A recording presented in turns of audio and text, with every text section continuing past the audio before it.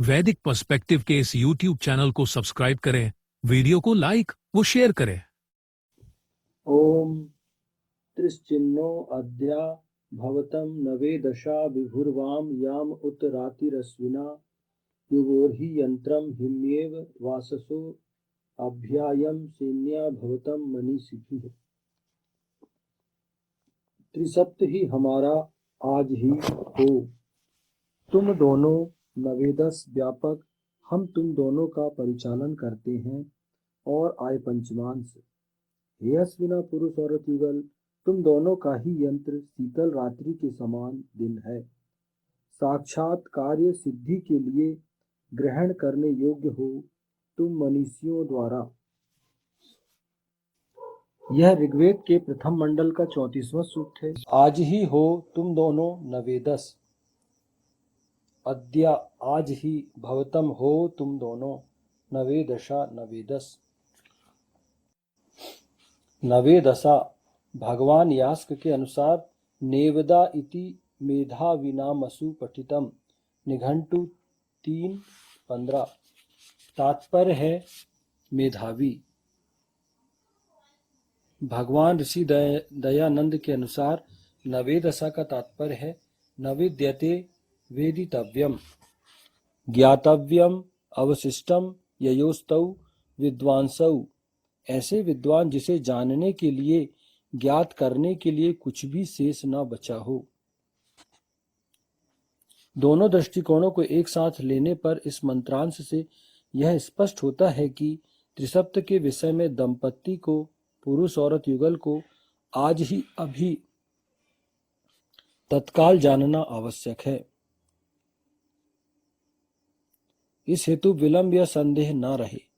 पूर्णतः संतुष्ट होने के उपरांत ही इस जीवन व्यवस्था को अपनाएं। अपनी ओर से बार बार पुनर्विचार, ढुलमुल नीति न अपनाई जाए। यदि ऐसी नीति अपनाई जाती है तो इस व्यवस्था के पूरे लाभों से ऐसा युगल वंचित रहेगा। मतलब इसका तात्पर्य नवेदशा मतलब वो विद्वान जिसे जानने के लिए, ज्ञात करने के लिए कुछ भी शेष न बचा हो, कुछ भी उसके लिए शेष न बचा हो। उसने बहुत सब कुछ ज्ञात कर लिया हो, लेकिन ऐसा होता नहीं है, क्योंकि सृष्टि जो है, सृष्टि में इतना ज्ञान विज्ञान है कि आप जितना भी पाएंगे उसमें कुछ ना कुछ चीजें बची रहती हैं। लेकिन यह है कि आप सिद्धांतों को अच्छी तरह समझ लें। यहाँ ये कहा गया है कि ईश्वर के सिद्धांत को जानने के लिए, उसके नियमों को जानने और समझने के लिए कुछ भी शेष न बचा हो। मतलब व्यक्ति बिल्कुल वो हो जाए, एकदम श्योर हो जाए कि यार मुझे ये सिद्धांत जो है वो ऐसे काम करते हैं, सैद्धांतिक नॉलेज उसको हो जाए, तो वो ज्यादा अच्छे से आचरण कर पाएगा।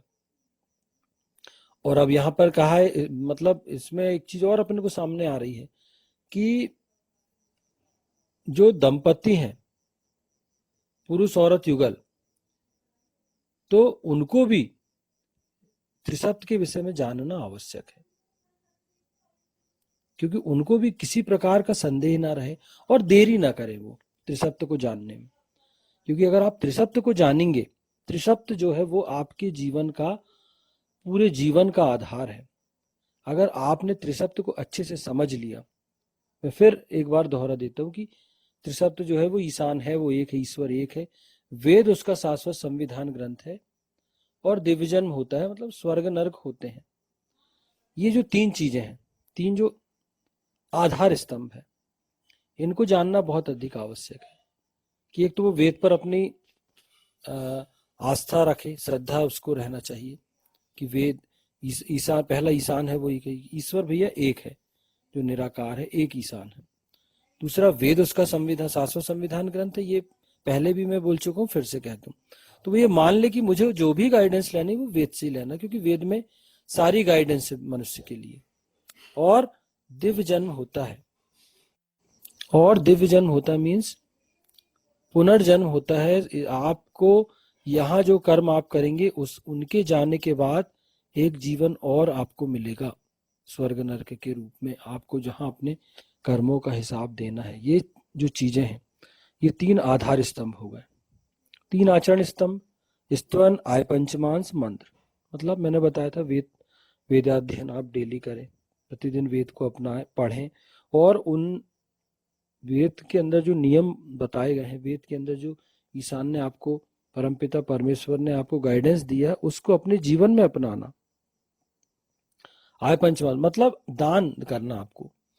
आपको अपनी जो आय होती है उसका एक निश्चित धन आपको दान के रूप में देना आवश्यक है, क्योंकि यदि आप ऐसा करेंगे तो वो ज्यादा बेटर रहेगा, वो धन आपका वैध होगा। क्योंकि सृष्टि में ईशान ने वही चीज जो मैं पहले भी बताया, फिर से कहता हूं कि ईशान ने सृष्टि जो आपको दी है, तो आपको आपकी आय पर, आप जो धन कमाते हैं उस पर धर्म का भी एक हिस्सा होता है, जो लोगों के भलाई के लिए खर्च होता है, टैक्स का एक हिस्सा होता है, तो वो आपको देना चाहिए। प्रत्येक व्यक्ति यदि ये सारी चीजें करे, तो दान करे, धर्म करे, और सही अपने आय का हिस्सा दान के रूप में अगर वो देता है धर्म कोष में, या दान करता है, तो वो आय उसके लिए वैध हो जाती है। और तीसरा है मंत्र, जो मैंने बताया था। मंत्र के विषय में मैं पहले ही अच्छे से उसका विश्लेषण में कर चुका हूं।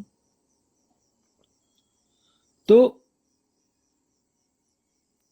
यदि आप इस त्रिसप्त में ढिलमुल नीति अपनाएंगे, या बार बार सोचेंगे कि यार ये मैं मानूं या ना मानूं, करूं या ना करूं, तो क्या होगा, उससे समस्या ये होगी कि आप उस व्यवस्था के सारे लाभ नहीं ले पाएंगे, क्योंकि ईशान ने उस व्यवस्था को आप मनुष्य के लिए ही उत्पन्न किया है। वो व्यवस्था, वो ईशान ने क्यों उस व्यवस्था को दी है, त्रिसप्त की व्यवस्था को, कि मनुष्य को उन व्यवस्थाओं का पालन करते हुए आगे बढ़ना है, उसको उन व्यवस्थाओं का पालन करते हुए प्रोग्रेस करनी है, प्रगति करनी है।